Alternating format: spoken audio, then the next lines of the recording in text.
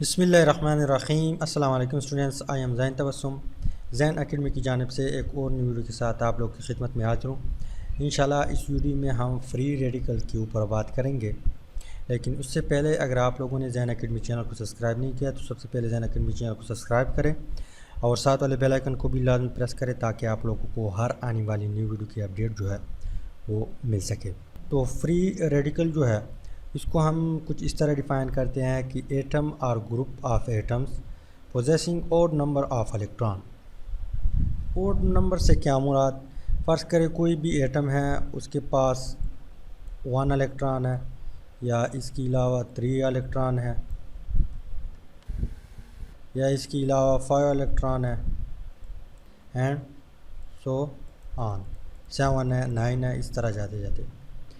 मतलब ये है कि जिसके उसकी कोई भी एटम अगर उसके पास अनपेयर्ड इलेक्ट्रॉन हो, ना शेयर पेयर हो और ना लोन पेयर हो, यानी अनपेयर्ड इलेक्ट्रॉन हो, उसको हम फ्री रेडिकल कहते हैं। अब जो है फ्री रेडिकल बनता किस तरह है और किस चीज़ से बनता है। फ्री रेडिकल जो है हमेशा आप लोगों ने माइंड में ये बात रखनी है कि फ्री रेडिकल जो है हमेशा कोवेलेंट बॉन्ड की ब्रेकअप से बनता है, लेकिन ब्रेकअप इस तरह होगी कि इक्वल होगी। दोनों एटमों ने इलेक्ट्रॉन शेयर किए हों, एक इलेक्ट्रॉन एक एटम के पास जाएगा और एक इलेक्ट्रॉन दूसरे एटम के पास जाएगा। अभी एग्ज़ाम्पल देता हूँ तो आप लोगों को समझ आ जाएगी।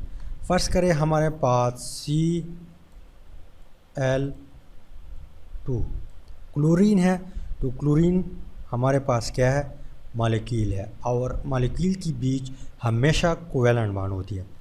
यहाँ पे फ़र्ज़ करें एक क्लोरीन है, इसके वैलेंस शेल में कितने इलेक्ट्रॉन है, यहाँ पे 2 मौजूद है, यहाँ पर 2 है और यहाँ पर 2 है और यहाँ पे 1 है। यहाँ पे एक दूसरा क्लोरीन है, यहाँ पे 2 इलेक्ट्रॉन है, यहाँ पे 2 है, यहाँ पे 2 है और यहाँ पे 2 है। अब ये जो है इसको इस क्लोरीन जो है, ये क्लोरीन जो है ये ऑक्टेट कंप्लीट करने के लिए इसको एक इलेक्ट्रॉन की मज़ीद ज़रूरत है। इस हालत में ये स्टेबल नहीं होता। अगर एक इलेक्ट्रॉन इसको मिल जाए तो ये स्टेबल बन जाएगा। और ये क्लोरीन जो है ये भी इस तरह है, तो ये क्या करेगा, ये इस क्लोरीन के साथ बॉन्ड बनाएगा और दोनों जो है इलेक्ट्रॉन शेयर करेंगे। शेयर इस तरह करेंगे कि इक्वल शेयर, जितना ये शेयर करेगा उतना ये भी शेयर करेगा। तो ये 2 इलेक्ट्रॉन जो है ये इसकी ऑर्बिट शेल में भी रिवॉल्व करेगा और इसकी शेल में भी रिवॉल्व करेगा, तो इसके बीच एक कोवेलेंट बॉन्ड बन जाएगी म्यूचुअल शेयरिंग से। कोवेलेंट बॉन्ड जो है हमेशा mutual sharing pairing of electron से होती है। अब ये एक स्टेबल मॉलिक्यूल बन गया। अब इससे फ्री रेडिकल जो है किस तरह बनेगा। फ़र्ज़ करें आपने सनलाइट जो है इसके ऊपर अप्लाई किया या कोई और रेज़ है, एक्स रेज़ है, तो जो ही लाइट यहाँ पे पास होगी तो ये बॉन्ड इस तरह ब्रेकअप होगा कि ये इलेक्ट्रॉन वापस इस क्लोरीन के पास आएगा और ये इलेक्ट्रॉन जो है वापस इस क्लोरीन के पास आएगा। अब ये क्या है, इससे एक फ्री रेडिकल बन गया। तो यहाँ पे Cl क्या है, यहाँ पे फ्री रेडिकल हमेशा हम डॉट से ज़ाहिर करते हैं, तो यहाँ पे क्लोरीन फ्री रेडिकल है और यहाँ पे ये क्लोरीन भी फ्री रेडिकल है। तो इन दोनों से एक फ्री रेडिकल बन गया, फ्री रेडिकल स्पीशीज बन गई। फ्री रेडिकल जो है हमेशा आप लोगों ने याद रखनी है कि अनस्टेबल होती है और हाईली रिएक्टिव होती है। रिएक्टिव इसलिए होती है क्योंकि इनको एक इलेक्ट्रॉन की ज़रूरत है। अब ये हर सूरत में ये किसी और को ढूंढेगा, या तो हाइड्रोजन को ढूंढेगा उससे बॉन्ड बनाएगा या कोई और क्लोरीन ढूंढेगा उससे बॉन्ड बनाएगा। तो फ्री रेडिकल जो है वो हाईली रिएक्टिव होता है और हाईली अनस्टेबल होता है। अनस्टेबल होने की वजह से ये हाईली रिएक्टिव होता है। तो फ्री रेडिकल जो है बनता इसी तरह है। एक दूसरा एग्ज़ाम्पल करता हूँ। CH4 हमारे पास क्या है, CH4।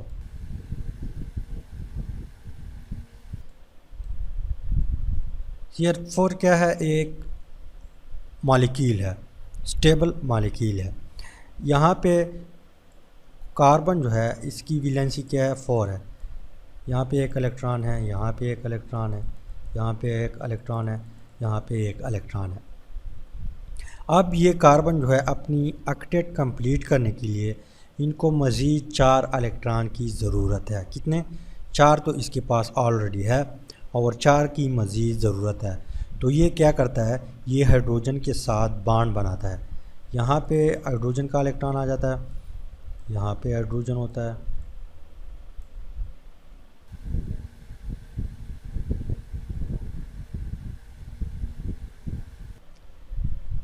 तो यहाँ पे हाइड्रोजन, यहाँ पे हाइड्रोजन, यहाँ पे, तो यहाँ पे अगर आप लोग गौर करें कार्बन की ऑक्टेट कंप्लीट हो गई। इस तरह हाइड्रोजन जो है इसके पास एक इलेक्ट्रॉन है, कितने हैं, एक इलेक्ट्रॉन है, इसकी वैलेंस शेल में एक इलेक्ट्रॉन है। एक इलेक्ट्रॉन की मज़ीद इनको ज़रूरत है।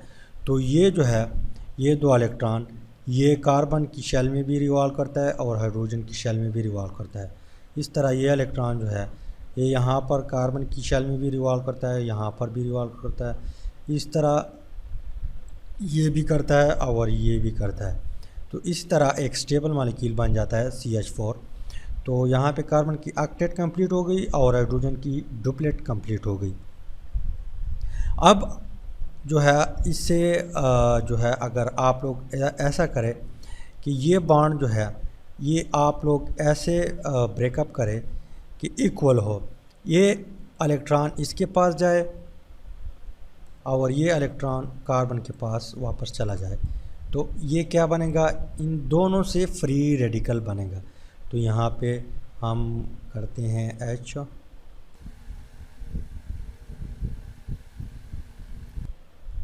और यहाँ पे डॉट हम लगाएंगे। डॉट क्यों लगाएंगे, क्योंकि फ्री रेडिकल को हम रिप्रेजेंट करते हैं किस चीज़ से, डॉट से, और हाइड्रोजन से भी फ्री रेडिकल बनता है। तो इन दोनों से क्या बन गया, फ्री रेडिकल बन गया। तो इसके अलावा एक तीसरा एग्जांपल कर देता हूँ, सिंपल एग्जांपल है हाइड्रोजन की बीच। हाइड्रोजन जो है इसकी वैलेंस शेल में कितने इलेक्ट्रॉन है, 1 इलेक्ट्रॉन है।